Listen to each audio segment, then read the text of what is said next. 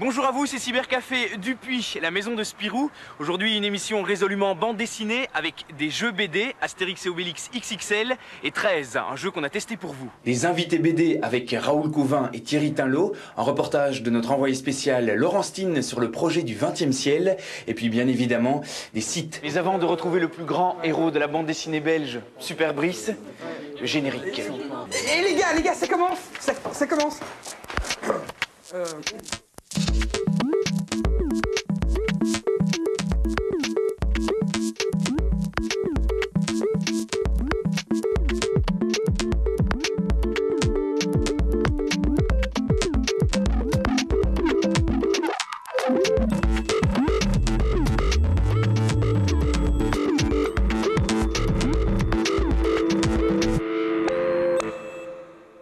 Alors, nous commençons cette émission dans le cœur de la bande dessinée belge, dans la rédaction du journal Spirou, journal que j'imagine beaucoup d'entre vous connaissent. Et bien, nous recevons Thierry Tinlot. Eh oh, c'est nous qui recevons. Oui, tu nous reçois, okay. Cher Thierry Tinlot. Donc, Thierry Tinlot, mieux connu sous le pseudonyme Le Boss.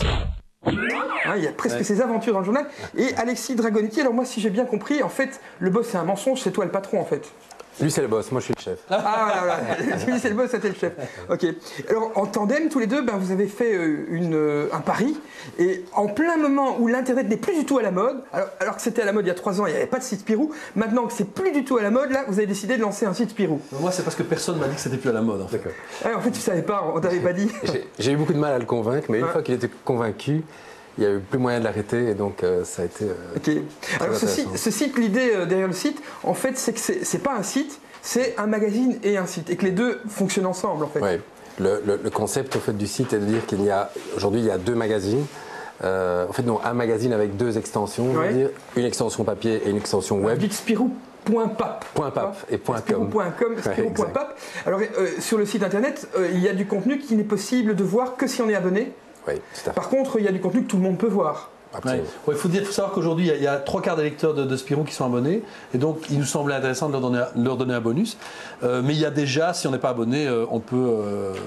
D'ailleurs, à la fin de la séquence, vous verrez en incrustation un login et un mot de passe qu'on vous offre pour tous les... C'est vrai? Mais oui, on ne t'avait pas dit ça. Tous les spectateurs pourront y aller. Voilà, exactement. Ah, d'accord. Vos 15 téléspectateurs pourront aller voir gratos l'entièreté du site, disons, allez quoi, pendant une semaine? Allez, 2 semaines et 30. Allez, 2 semaines. Pas 2 semaines, top là. Alors, qu'est-ce qu'on trouve sur ce site? Alors, la première chose que je me suis dit en arrivant ici, en prenant l'autoroute, je suis sorti à couiller. Alors je me suis dit peut-être que c'est pour ça qu'ils se comportent comme des couillons. Parce que sur ce site, évidemment, il y a essentiellement des couillonneries. Et en plus, tu nous insultes. Non, mais soyons clairs. Quand tu te fais virer de la télé, tu peux venir chez nous comme scénariste, tu feras vraiment fortune. Non, mais essentiellement, ce qu'il y a sur ce site, c'est des conneries, quoi. Voilà, c'est des conneries. En gros, c'est ça. Ouais. Alors en fait, il faut savoir que Spirou, le .pap, donc le papier, c'est un laboratoire avant tout. Et bon, on se sert du site comme étant un laboratoire aussi. Donc il y a des webtoons, 10 dessins animés qu'on essaye en flash.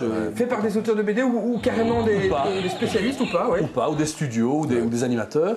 Il y a des jeux qui mettent en scène les personnages du journal. Des jeux en flash. Alors il y en a un qui moi m'a beaucoup plu, juste petite info. C'est un combat entre Indiens pingouins qui se joue à 2 devant le même clavier. Donc si vous avez des gosses, vous le mettez sur le clavier et le but c'est d'appuyer le plus vite possible sur une touche qui se trouve évidemment toujours du côté qu'il ne fallait pas du clavier. C'est ça le drôle. Alors sinon il y a des bêtises genre qui joue beaucoup sur l'interaction entre le lecteur et le journal, parce qu'il faut quand même bien savoir que Spirou aujourd'hui c'est une grande famille et qu'on est fier d'être dans Spirou et qu'on a envie de pouvoir participer, par exemple défoncer la gueule des auteurs, par exemple, ils adorent ici, ils font ça vraiment très très bien. Il y a d'ailleurs un truc assez rigolo qui est tronche de quai, où on peut voir, on leur leur trafiquer la gueule avec des grimaces de toutes sortes. C'est une des rubriques qui a le plus de succès. Moi un truc qui me fascine, c'est je reçois la newsletter parce qu'il y a un email qu'on peut recevoir et alors elle est chaque semaine, c'est une œuvre d'art, elle est différente, il y a des dessins, des créations pour la newsletter. Comment est-ce que vous arrivez à trouver le temps pour faire ce contenu? Et est-ce que c'est rentable finalement? Parce que c'est un travail de fou en fait. J'appelle Lionel parce qu'on va montrer juste sa tête. Lionel, viens peu montrer ta tête. C'est lui. Nous avons un irresponsable. Ah voilà. Juste pour montrer la tête de l'irresponsable. Ça c'est le webmaster. Lionel qui est le webmaster. Le responsable de ces trucs-là, il est là, il s'appelle Lionel et voilà. Va coucher maintenant. Va travailler. C'est ça, je me doutais qu'il y avait un mec qui travaillait et il a une tête de passionné. Nous on passe à la télé du travail. Voilà, exactement. Non. Alors, oui. Non, je voulais simplement dire que j'ai oublié la question en fait. Ah oui, c'est pas très important, le spectateur aussi, de toute façon il s'en fout. Alors, bon ben voilà, le site Spirou. Ah oui, je voulais juste vous dire un truc, c'est que en fait ils ont fait semblant de mettre du bordel dans la rédaction pour faire croire qu'ils travaillent, mais c'est Lionel qui fait tout. Voilà. Merci Thierry. Merci. Login, mot de passe pour aller voir. Voilà, pour aller voir gratuitement. Pour aller voir qui s'inscrit à l'instant. C'est le chef qui l'a dit. Dans 15 jours, vous pouvez aller voir toutes les conneries sur le site. Et puis à la fin de l'émission, il y aura des cadeaux. Des cadeaux Spirou. Oui, on aura des cadeaux, des abonnements gratuits au magazine Spirou de 1 an. Ça vaut une fortune, il paraît. C'est cher, hein, l'abonnement Spirou. C'est inestimable. Inestimable. Voilà, ça vaut une fortune. En tout cas, ça vaut beaucoup. Voilà. Bonjour monsieur, une place pour Parasitor, s'il vous plaît. Répète. Bonjour monsieur, une place pour Parasitor, s'il vous plaît. Parfait. Maintenant, mets l'impair et monte sur mes épaules. Parfait. Maintenant, mets l'impair et monte sur mes épaules. Pour Parasitor. Je vous préviens, c'est un film assez dur. Il s'agit d'un type qui contracte un virus extraterrestre très contagieux. Au début, ça ressemble à une crise de foie. Mais bien vite, on se rend compte qu'un monstre difforme habite son estomac et grandit jour après jour. Arrivé à maturité, le monstre sort en faisant exploser le ventre de l'infortuné. Atroce. J'oublierai jamais ça. Génial. Enfin, je vous aurais prévenu. C'est 5 €. Je vais encore réfléchir.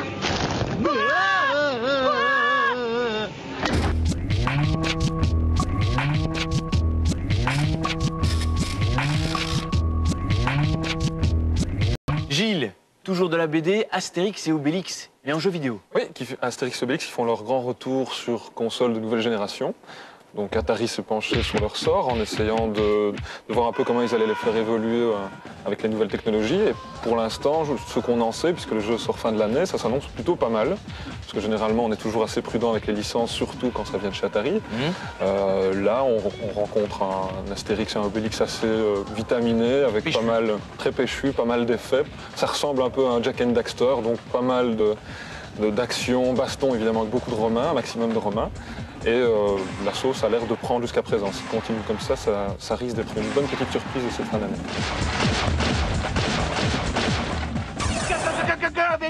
Go, go, go, go, Astérix! Yves, un jeu XIII, c'est ça? Oui, c'est ça. C'est un jeu très attendu que...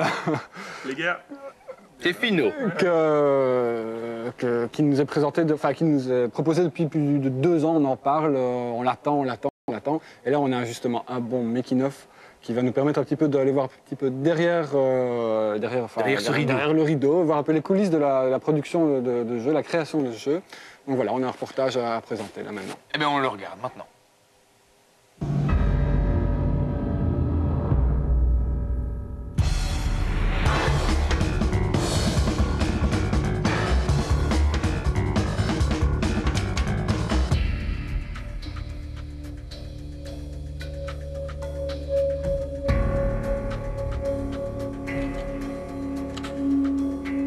Un 13, c'est l'histoire d'un homme qui se réveille sur la plage, qui a perdu la mémoire. Il y a le FBI qui l'accuse d'avoir tué le président des États-Unis. Et lui, il ne sait pas dans quel camp il est, il ne sait pas pour qui il a travaillé. Il doit essayer de reconstruire son passé, survivre et reconstruire son identité.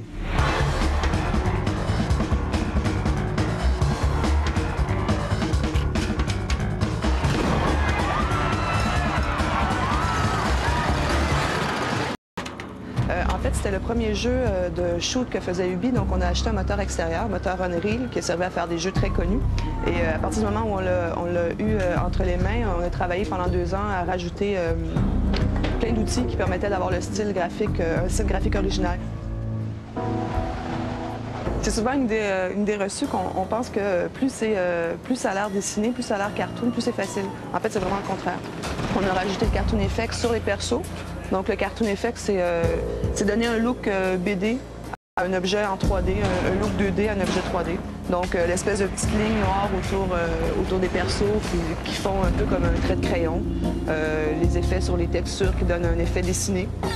Pour nos séquences cinématiques, nous avons voulu conserver cette idée de rendu cartoon et même aller encore plus à fond. Donc nous avons mélangé à la fois de la 3D, mais de la 3D rendue 2D, des décors ultra simplifiés comme on retrouve souvent dans les comics. Le cel shading est gourmand. Par conséquent, nous avons dû faire des personnages qui limitent à une moyenne de 1000 triangles.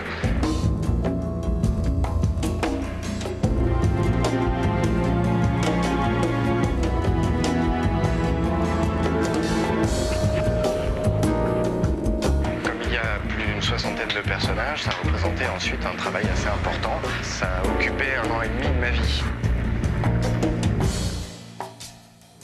Alors on s'est inspiré de pas mal d'architectes, ça va des années 20 aux années 50, et on a essayé d'intégrer ça dans nos décors.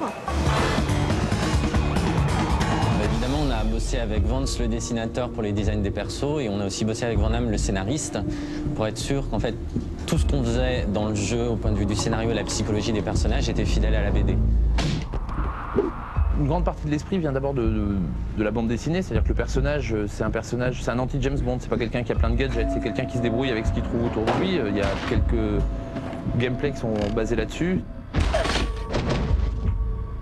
Un personnage qui va se déplacer par un mur, on va pouvoir le visualiser et donc anticiper ses mouvements avec des petites onomatopées de bruit de plaque qui vont s'afficher au sol. On va pouvoir aussi prendre des personnages en otage pour s'en servir de bouclier humain. C'est-à-dire qu'on prend le personnage, il va prendre une partie des dégâts pour nous, et une fois qu'on en a fini avec lui, on s'en débarrasse. Il nous aura toujours serré à un moment. Le game design sur 13 a été influencé par l'univers graphique, dans le sens où on a des vignettes qui apparaissent soit pour prévenir d'un danger imminent, soit pour prévenir qu'on peut ramasser des items importants. Quand on fait un headshot, c'est-à-dire un tir en pleine tête, il y a des cases qui apparaissent pour montrer justement l'ennemi en train de tomber. Donc un des points sur lequel on a le plus travaillé et sur lequel on s'est posé le plus de questions, c'est la violence dans le jeu. Le fait de faire un jeu comique, ça permet aussi de prendre cette violence par un autre bout, c'est-à-dire plutôt que de faire gore avec des tripes, du sang, des os cassés, ce qu'on connaît, ce qu'on a vu. On a essayé de faire ça avec des petites mises en scène de BD, avec des effets spéciaux en onomatopée, avec des morts peut-être un petit peu plus outrés, mais auxquels finalement on ne croit pas tellement. 13 ressemble à la fois à une collection et quand on ne bouge pas trop, ça ressemble à une bande dessinée.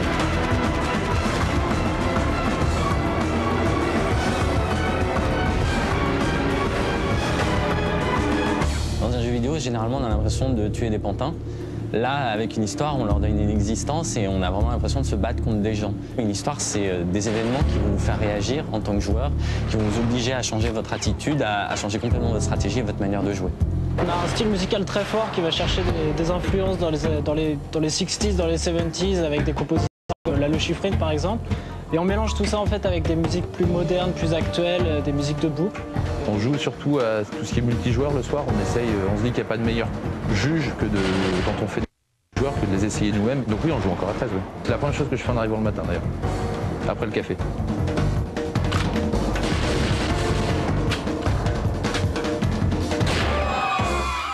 Bon alors les gars, 13, vous y avez joué. Alors, on raconte, c'est quoi? Ah bah écoute, moi j'ai joué sur la version PC. Ouais. Tandis que Gilles, toi, il a console. T'as essayé PC aussi, non? Oui. J'ai pas pu résister, j'ai un peu été... Il y a quand même le virus aussi. Et donc, écoute, ce qui frappe au premier abord, au premier regard, évidemment, c'est l'aspect graphique du jeu. La technique utilisée du cel shading est vraiment particulière. C'est la toute première fois qu'on voit ça dans un FPS. First person shooter, j'ai vu ça. Oui, c'est bien. Voilà. Et donc, c'est le tout premier jeu qui propose ça. Et ma foi, ça convient particulièrement bien. Moi, je trouve que je suis positivement étonné. Ça me rappelle un petit peu les joueurs de Quake qui diminuent leur texture pour avoir le meilleur framerate possible dans le jeu. Un jeu très rapide, très nerveux. Ouais, c'est ça, et bouger tous les détails. Et donc là, on se retrouve avec quelque chose vraiment épuré, mais qui, malgré tout, est très détaillé graphiquement. Il y a énormément d'objets partout. Tu peux d'ailleurs prendre pour ramasser, pour casser, fracasser. Ah, donc tu peux prendre des trucs. C'est super marrant. Et tout dans une logique BD. C'est aussi ce qui est bien, c'est que là, on a vraiment l'utilisation d'une technique particulière qui est utilisée dans un contexte. On reste bien dans l'univers BD. L'amateur de la BD va être déçu ou au contraire va avoir envie d'acheter encore plus les autres numéros? Écoute, je pense que l'amateur un petit peu intégriste, notamment du style graphique, sera peut-être un petit peu déçu parce que les réalisateurs ont pris quelques libertés et ont cherché à s'inspirer un petit peu plus du style des comics américains. Tu sais, bon, c'est quand même pour vendre dans tous les pays du monde, alors que la bande dessinée au départ n'est surtout connue qu'en Europe. Donc ils ont pris quelques libertés. Mais mis à part ça, le scénario est quand même suivi dans les grands. J'imagine que l'auteur a travaillé sur le jeu. Ils ont collaboré, enfin, oui c'est ça, en accord. Je ne sais pas jusqu'à quel niveau l'auteur s'est vraiment impliqué dans la réalisation du jeu. Je ne suis pas certain qu'ils aient vraiment travaillé vraiment... En collaboration. Oui, en collaboration étroite en tout cas. Mais au final, ça donne quand même un jeu où on est complètement pris par une histoire. C'est ça qui est assez réussi dans l'univers. On parlait justement, est-ce que le jeu n'est pas trop linéaire ou des choses comme ça. Ici, il y a une certaine linéarité, mais bon, elle est efficace, elle suit le scénario de départ, donc c'est normal dans un jeu. C'est pas que buter des mecs, il y a une histoire derrière. C'est ça qui est bien. On a un excellent exemple d'un FPS bien scénarisé, avec une technique agréable. Donc pour ça, 13 est vraiment un jeu remarquable, parce que ça allie quand même beaucoup de choses qui sont souvent un peu dangereuses à utiliser. Il y a des gens qui sortent des jeux uniquement sous une belle parure, et là c'est bien plus que ça.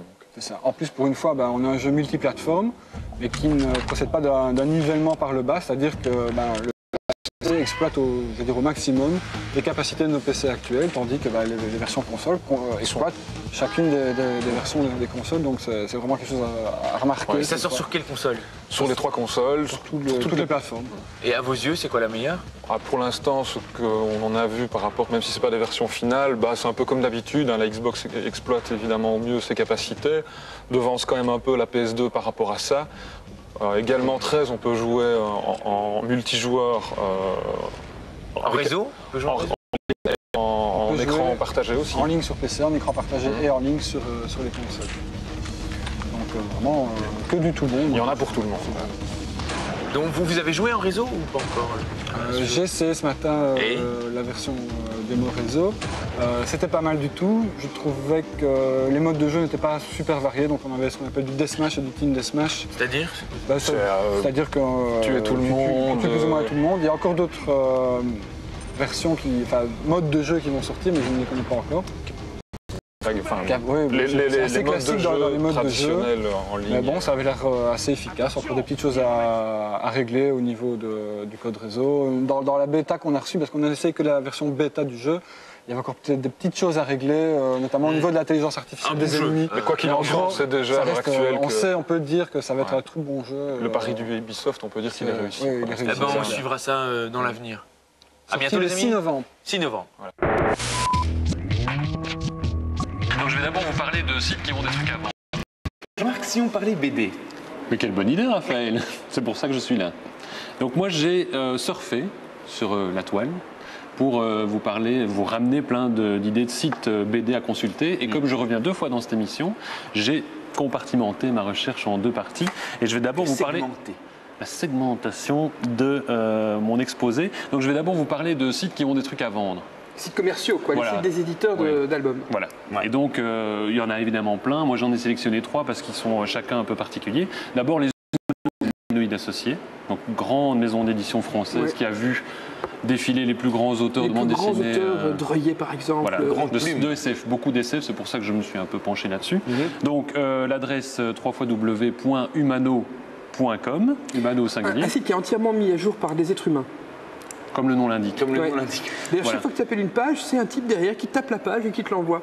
Il a des grosses oreilles. Il s'appelle les Humanoïdes Associés, il n'y a pas de serveur. Et donc, ce site est assez classique mais intéressant parce que, je le disais historiquement, Moebius, Jodorowsky, ils sont tous passés par là. Donc, même Jean Giraud, il était avec Moebius aux Humanoïdes. Il a des problèmes de personnalité d'ailleurs. Et donc, ce site assez classique mais bien fait te répertorie ce qu'ils ont fait, te donne des petites interviews, mais ça reste assez basique. C'est un gros catalogue. C'est un gros catalogue. Voilà. Mais je suis surtout là et j'ai fait un petit peu de bricolage. Oui, c'est depuis ce matin, il nous colle les trucs avec son tube de Prit et son... Et ce petit bricolage, qui s'appelle Boing Boing, et dont, Brice, tu l'as remarqué, j'ai un peu cassé la... Il y a une demi-patte qui manque, c'est un peu scandaleux. Voilà. C'est ça l'effet spécial. Voilà. Je l'ai fait grâce à quoi, à part mes petites mains? grâce à du papier. Voilà, bien. Avec des ciseaux, et de la prit, oui, mais surtout un site internet qui s'appelle fluideglacial.com. Fluide glacial, bien sûr. Tout le monde se souvient de Fluide Glacial? Non, oui, il existe encore. Il a des bulles comme ça, enfin, parce que Fluide Glacial fait froid, donc il peut glisser. Voilà, il peut glisser. Enfin, soit, Fluide Glacial, c'est énorme. Donc, c'est une revue qui existe depuis un certain nombre d'années. Très longtemps, toujours en noir et blanc. Voilà. Quand on était jeune, c'était bien de le lire, mais il fallait pas. Scatologie, non, pas tellement. C'est un journal qui a abrité et lancé des stars comme Edika, Gossens, Gottlieb, c'était avant. Oui, enfin, après, il était le rédacteur en chef. Donc, Fluide Glacial, c'est énorme. Qui a un site internet. Voilà, c'est fluideglacial.com. Il y a de tout là-dedans. Je me demande d'ailleurs pourquoi je l'ai mis dans les choses qui n'ont rien à vendre, parce qu'ils offrent tout. Tout est gratuit, il y a l'accès. Donc, mon plein petit, de contenu gratuit. ce qu'on appelle mon Pix Pro ici, ça se présente donc chez Fluide Glacial. Il y a une table de navigation énorme et vous allez sur il vous donne le moyen d'imprimer ceci. Alors, quand on s'appelle Jean-Marc Panis, on ne sait pas qu'on a coupé la feuille trop bas et donc on fait qu'une pâte au les gens intelligents, habiles de leurs mains, arriveront à peut-être un meilleur résultat. Et il y a toute une galerie de portraits. Mais enfin, ce n'est qu'une infime partie de fluideglacial.com. Oui, parce qu'il y a surtout plein que ça, de c'est trucs. pas Fluide Glacial, c'est un autre site vers lequel Fluide renvoie. Oui, mais il est là. Voilà. Il est là. Il y a un lien, quoi. C'est un site génial, il y a un lien. Voilà. Et donc c'est gratuit ce petit machin. Tout est gratuit chez Fluide Glacial. Donc je peux le bousiller. Vas-y. C'est gratuit. Il l'a fait. C'est gratuit. Il a bouffé mon lapin. Il a mangé mon lapin. Il a mangé mon lapin. Non, et Fluide Glacial. Mais ça, vous le verrez en image, évidemment, mais il y a des pop-up, comme je l'ai montré. Il y a des jeux absolument délirants, dont Indiana Jones, où on est sur un petit Indiana Jones façon plateforme classique comme ça. Il faut essayer d'éviter des pingouins tueurs, des trucs qui te découpent en morceaux et de te faire empaler sur des icebergs. C'est assez rigolo. C'est assez sympathique. Voilà. Des courts-métrages en flash, drôles, parfois un peu lourds, mais toujours très légers à charger. Ce qu'on appelle des petits webtoons. Des webtoons, exactement. Donc il y a vraiment, moi je trouve que c'est un site culte. Ça vaut la peine d'aller on peut y passer un temps fou sans rien acheter et en s'amusant vraiment bien. Et alors pour terminer, les gens qui ont des choses à vendre de qualité, c'est Ziggurat. Qui a une minute pour faire ce site. C'est une galerie. C'est une librairie aussi. Une galerie et une librairie dans le centre de Bruxelles, près de l'avenue Louise, qui a vraiment une édition de qui a toujours des choix dans ce qu'ils vendent. C'est vraiment toutes les grandes BD cultes. Il ne faut pas aller là-bas pour acheter 13 par exemple, mais les BD d'auteurs, c'est là. On le trouve au supermarché, donc pas de problème. Voilà, donc supermarché pour 13. Ils font des vernissages, ils soutiennent les auteurs. Ils aident des auteurs à faire des petites éditions avec des petits tirages. Voilà, et ils ont l'avantage aussi de régulièrement, quand ils ont une expo d'auteurs, de vendre via leur site directement des tirages limités. Et voilà. Donc par exemple, Blin et Loustal, il y en a plein, ils sont très beaux et vous allez les voir. Un site qui est renouvelé tous les mois? Au moins. Donc il y a un employé du mois. Qui revient le site parce que votre Raphaël est en grande forme. Oui, donc l'employé du mois, je vous invite à regarder tout de suite.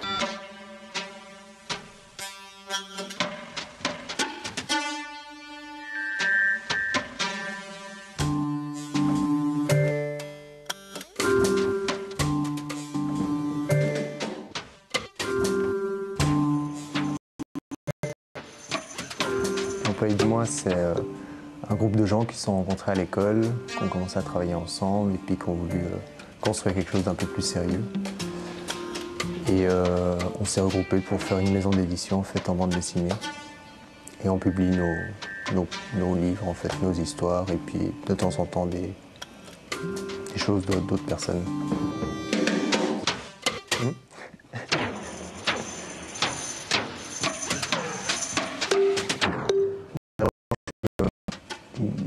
Il y en a un de l'employé du mois qui avait fait un petit site en fait. Et puis on a quelqu'un qui nous a rejoint plus tard qui lui est relativement calé là-dedans. Et puis on a voulu faire quelque chose avec, une fois que l'employé du mois a été créé, quelque chose, parce que le site était pour le projet précédent, le SPON.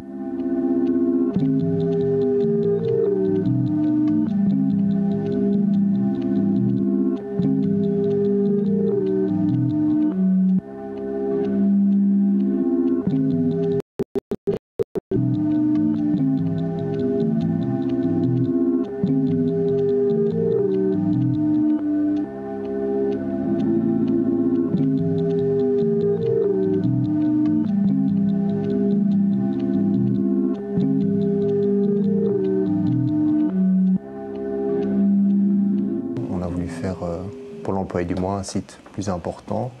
Et puis on a tous été très emballés, on y a passé du temps, et puis voilà.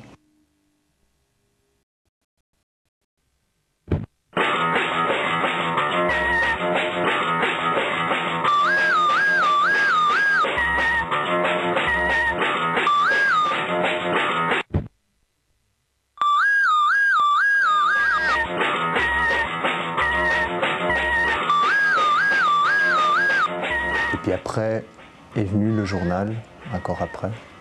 Ça fonctionne comment, le journal? Donc c'est en dynamique, ça fonctionne avec une base de données et ça regroupe plusieurs employés du moins non plus, mais qu'on apprécie pour leur travail.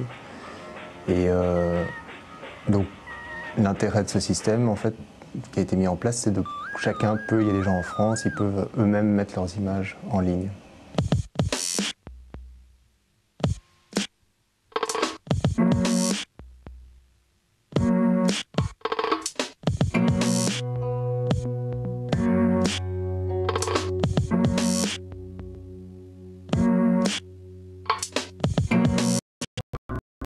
Ça fonctionne depuis déjà quelques temps avec ce système qui est SPIP.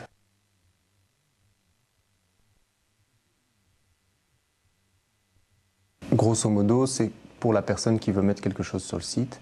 C'est comme un email, il va à une certaine adresse, il rentre son mot de passe, son login, il arrive dans une interface, donc c'est un programme en ligne sur le serveur, et comme un email, il rédige son texte, il met une image s'il veut, et puis il poste, puis il dit envoyer. Et voilà, et c'est à jour automatique.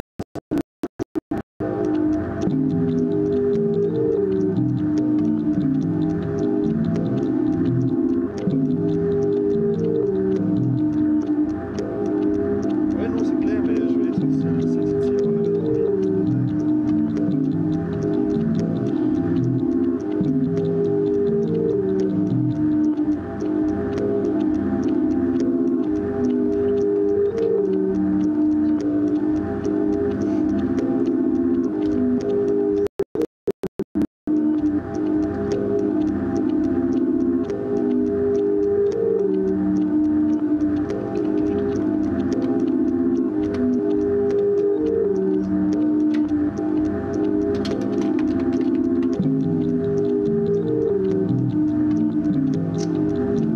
L'intérêt de cette chose-là, c'est qu'on peut...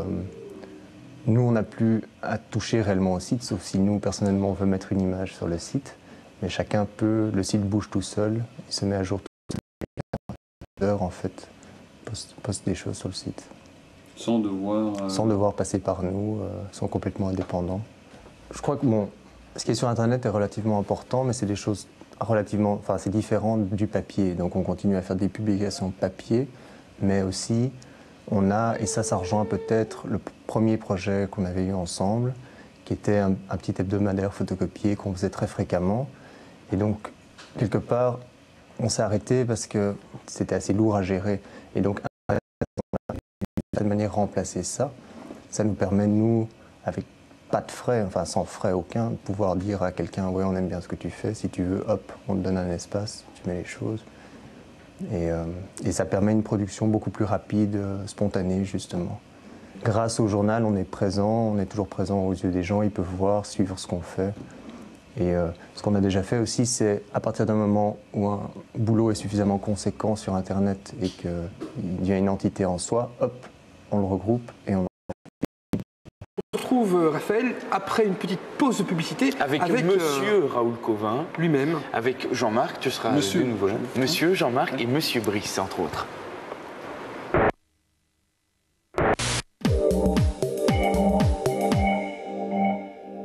Petit Gervais présente Danonino et les stickers magiques. Sur chaque Petit Gervais et Petit Gervais Drink, découvre les terrifiants stickers Halloween. 12 stickers qui brillent la nuit. Collectionne-les tous.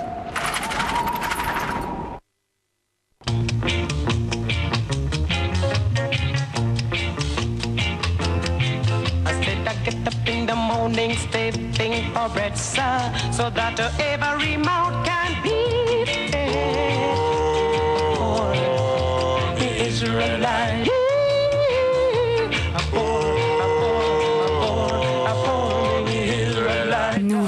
Demi-caféine de Dweckberg. La journée.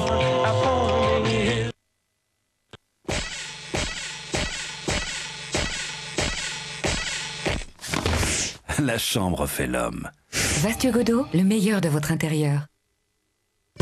Et les enfants, regardez! Auriez-vous jamais pensé qu'Obélix cherchait des surprises dans les menhirs? Et qu'Astérix les cachait dans des œufs? Et que Falbala les peignait?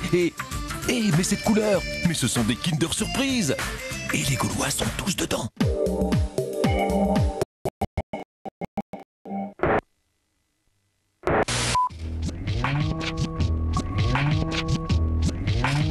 C'est dessiné à la main, bien sûr, et puis envoyé par fax. On est de retour, toujours dans la rédaction du magazine de Spirou, et on a un invité, et pas n'importe lequel, monsieur Raoul Cauvin. Oui, bonjour. Alors, monsieur Raoul Cauvin, c'est pas n'importe qui, c'est le père d'une grande série qui passe dans le journal Spirou, monsieur Cauvin. Oui, 10. Il y en a une à l'extérieur, mais allez, je vais dire 10, quoi. Arrondissons, c'est bon. Alors, on a trouvé intéressant de vous interviewer parce que vous êtes apparemment le seul dans la maison qui n'avait jamais visité le site internet de Spirou. Je connais rien. On a un point commun. Et vous faites encore... Ouais. Ah ben, je ne suis pas le seul, il y en a d'autres, hein, mais c'est vrai que moi, c'est un appareil que j'ai découvert il y a quelques années. Quel appareil? L'ordinateur? Ce machin avec des boutons et un écran, et que quand on appuie dessus, tout s'éteint. Ou... Non, je ne connais rien du tout, ça c'est pas ma tasse de thé. Et vous faites vos scénarios entièrement à la main, vous les envoyez?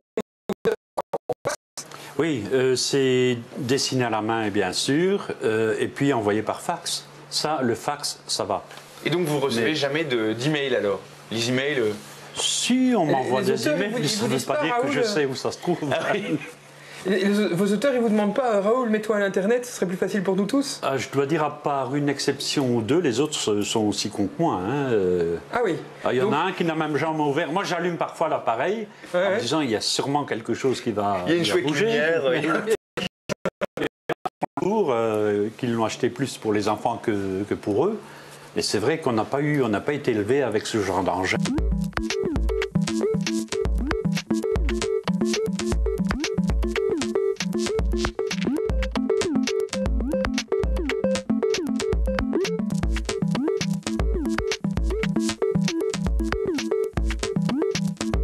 Recevez directement via SMS tous les résultats de la Ligue Jupiler.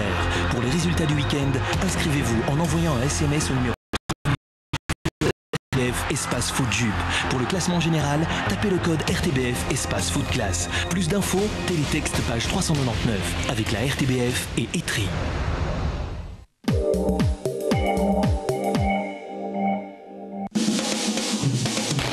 Qu'est-ce qui dure plus longtemps?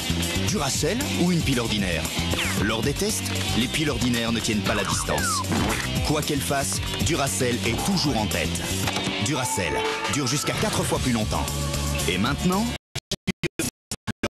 en un clin d'œil, celle qu'il vous faut.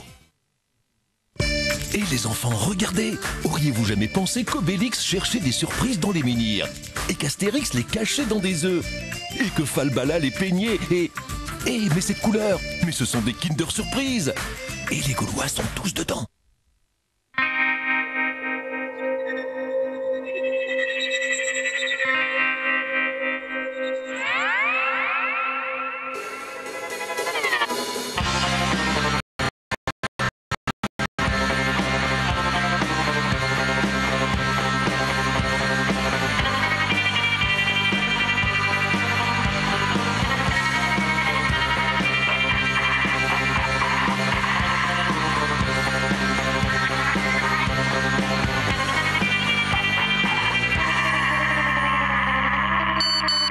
SMS, restez soudés et tout vivre tout de suite.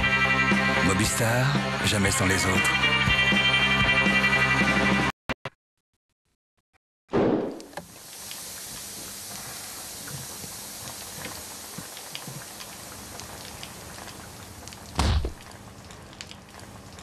Midas, l'entretien sans souci.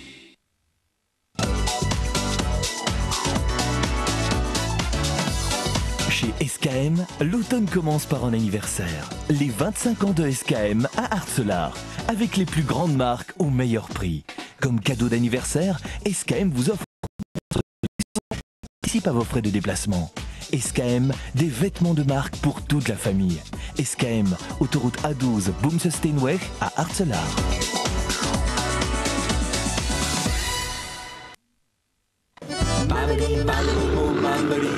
À moi le monde par Mamémo, le spectacle coup de cœur des enfants et des parents. Le dimanche 26 octobre à Louvain-la-Neuve et le dimanche 9 novembre au Cirque Royal. Et en cadeau dans le famille Mamémo. Le commissariat de police, c'est un peu comme la Mecque, c'est un passage obligé pour vous. Pouchou, pichou, pou. Quand t'es pauvre, tu voudrais que tes enfants fassent des études. Et son fils, Samy, veut devenir danseur. Alors, j'adore. J'adore.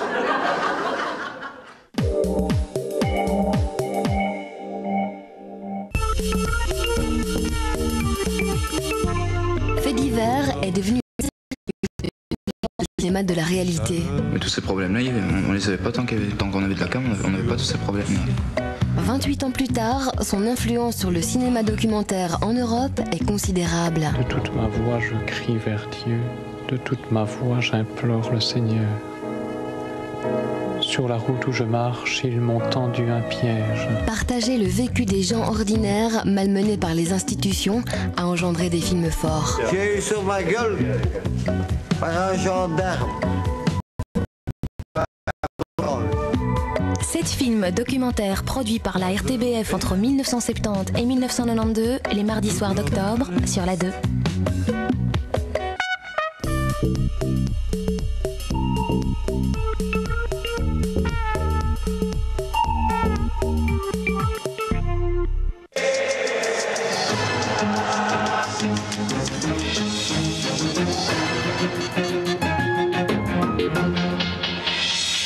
L'avenir du site production de la Mondeo. Polémique entre Frank Vandenbroek et les syndicats autour de l'engagement de 120 contrôleurs de l'ONEM. L'Iran s'engage à approuver l'absence d'un programme nucléaire militaire. Et puis cinéma avec 2 invités ce soir, Benoît Mariage et Dominique Bayens pour le film L'Autre. Bonsoir, cri d'alarme d'Arcelor en Belgique. Le numéro 1 mondial de l'acier affirme que la hausse du prix de l'électricité menace la poursuite de ses activités. Olivier Corroen. Voici la lettre qui interpelle le monde politique. Elle est le premier sidérurgiste mondial, maison mère de Coqueril-Sambre, l'adresse aux ministres concernés des différents gouvernements. En matière d'augmentation du prix de l'électricité, il estime que la mise en place de certificats verts représente une menace importante pour les industries fortement consommatrices d'électricité et d'avancer une hausse supérieure à 20% du prix de l'électricité à l'horizon 2007. Le certificat vert est un mécanisme financier mis en place notamment en Wallonie pour obliger les fournisseurs d'électricité à vendre au moins 3% de l'ensemble de leurs fournitures renouvelables. Une électricité verte mais plus chère. Ce surcoût est répercuté dans le prix aux clients industriels. Il est parfois exagéré, semble-t-il. Je pense que Electrabel est une société qui se porte très bien, qui conquiert de nouveaux marchés européens, mais j'ai parfois l'impression que sur le marché belge, ils cherchent à faire un double bénéfice et ça nous pose un problème. Chez Electrabel, on met plutôt en cause l'envolée globale des prix en Europe et l'absence de plafond dans le système de certificats verts. Il y a une conjonction de 2 facteurs. D'une part, comme vous le dites, l'augmentation du prix naturel de l'électricité qui vient s'ajouter cette contribution, j'ai envie de dire, pour les énergies renouvelables, non plafonnée, tout à fait linéaire. Et pour des consommateurs comme Arcelor, ils ont raison de le dire, c'est assez lourd. C'est tellement lourd qu'Arcelor n'hésite pas à citer dans sa lettre l'important investissement d'une nouvelle aciérie électrique à Charleroi qui renforce sa dépendance vis-à-vis d'Electrabel. Il s'agit ici plutôt d'un argument qu'une menace, mais tout de même.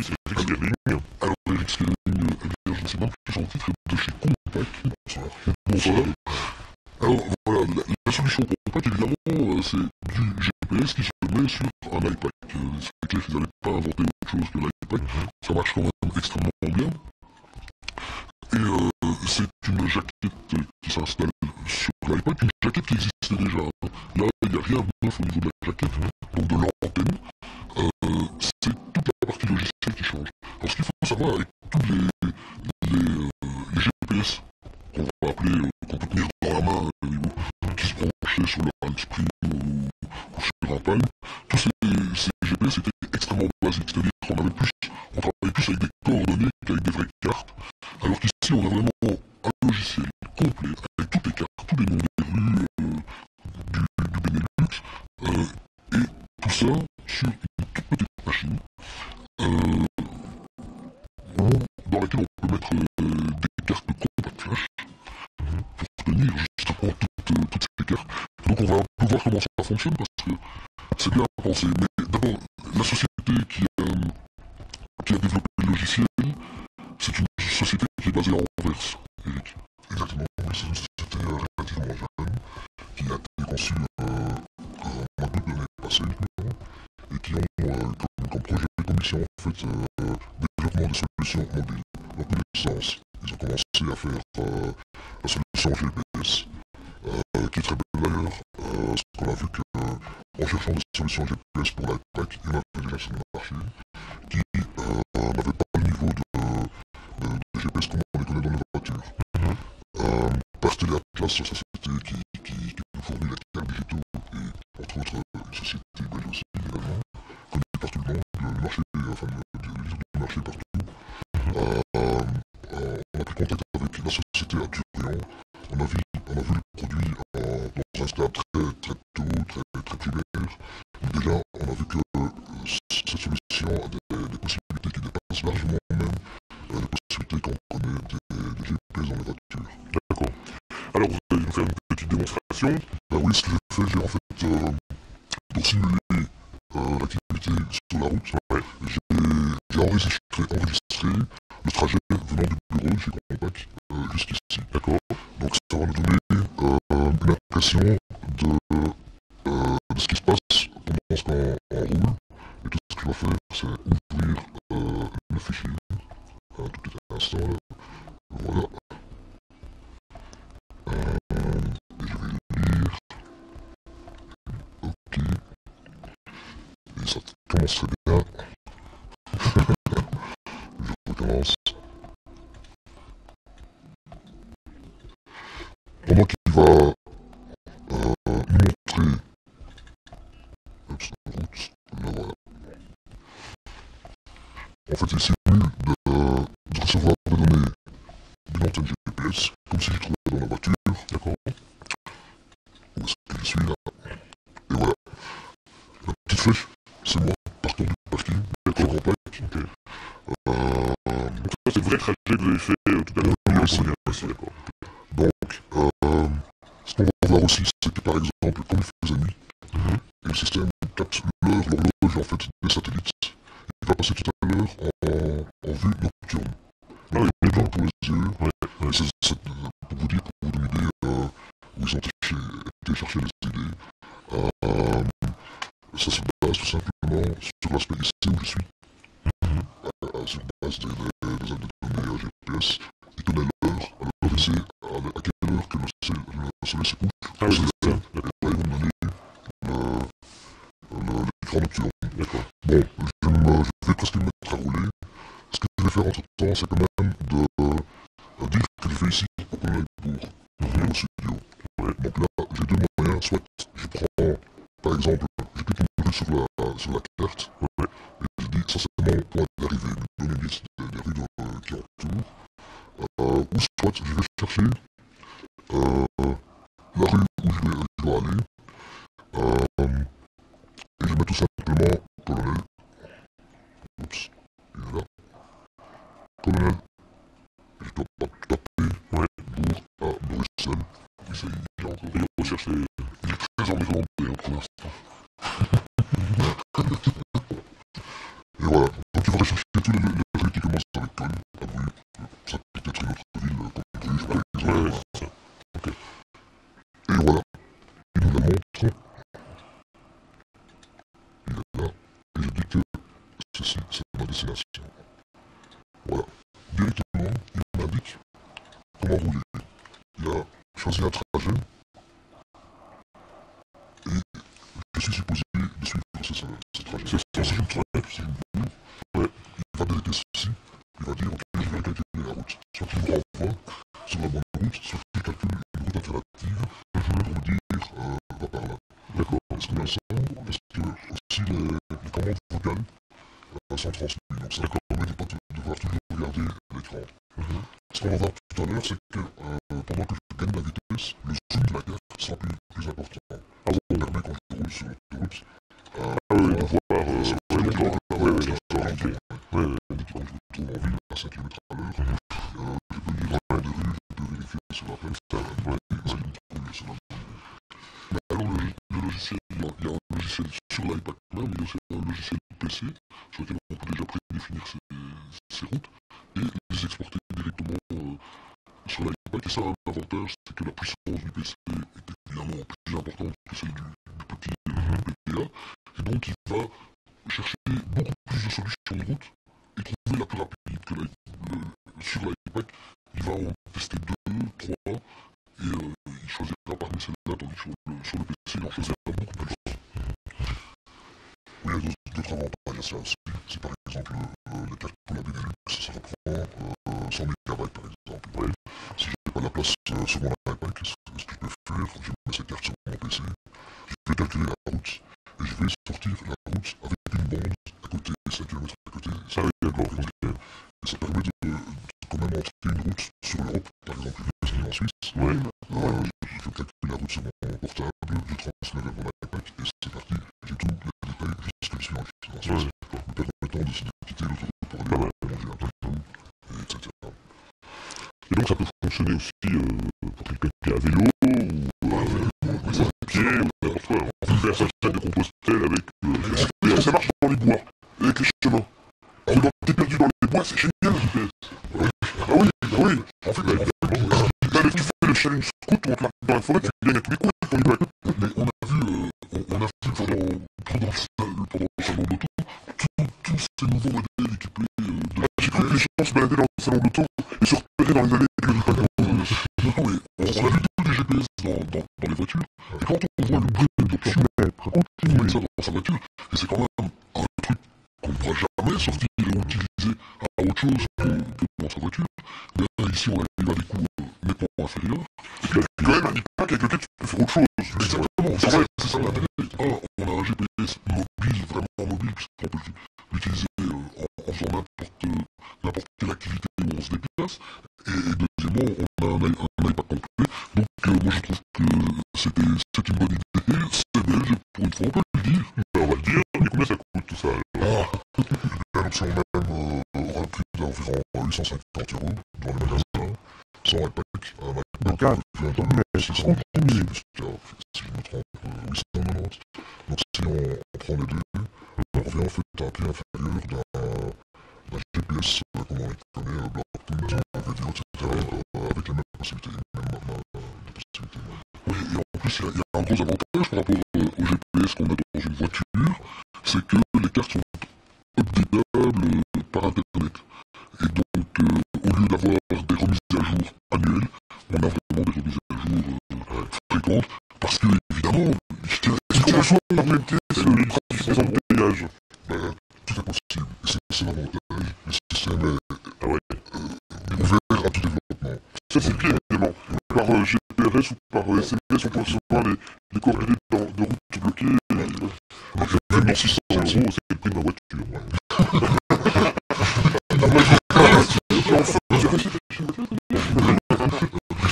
En GPS, donc quand on voit un texte, tout simplement texte, en fait les commandes vocales c'est un texte vers la voix, donc il y a un synthétiseur là-dedans. Tu te souviens d'un truc, ça s'appelle text to speech. Oui, il y avait ça. Ah ouais, sur 1900, c'est développé par Dragon. Non, Philips. Non, IBM. Non, Apple. Non. Pourtant, Société Belge. Les sociétés belges. Les sociétés belges n'existent plus. Ah oui, je vois Axel. Non. Leur note, N, Rospi. Voilà. C'est cette technologie-là qui est utilisée. Ah oui, d'accord. Non, en fait, ce sont des fichiers texte et c'est le générateur vocal qui les transforme, qui les met en voix, ce qui allège évidemment grandement les échantillons. Voilà, c'est ça. Ouais. Et donc, c'est tout. Eh bien, Paul-Henri, je suis vachement intéressé, je peux l'avoir celui-là. Et alors, il paraît, mais ça, il peut pas. Il y aura encore des trucs à faire avec, autour de ça qui se développeront dans les mois qui viennent. Par exemple, quand tu vas au supermarché, ton GPS bouffe, il t'affiche la pub. Ah oui, c'est pour sécurité. Ah oui, bon, justement, c'est ce que je fais tout à l'heure aussi, en sortant d'arriver, moi aussi, je fais ça sorti de la voiture et j'ai pris mon GPS en main. Et si j'entends jusqu'ici, voilà, on voit le marché à 5 ou 6 km à l'heure. Ah oui, ça va tellement ça, évidemment, tellement fin. Ça permet par exemple d'aller manger en ville. Il y a la voiture 6 ou 7 rues plus loin, là où il y a la place. Et on fait à pied, avec les GPS, on va aller jusqu'au restaurant. Ça, c'est la classe. Quand tu rentres dans le restaurant, il passe pas pour un abruti.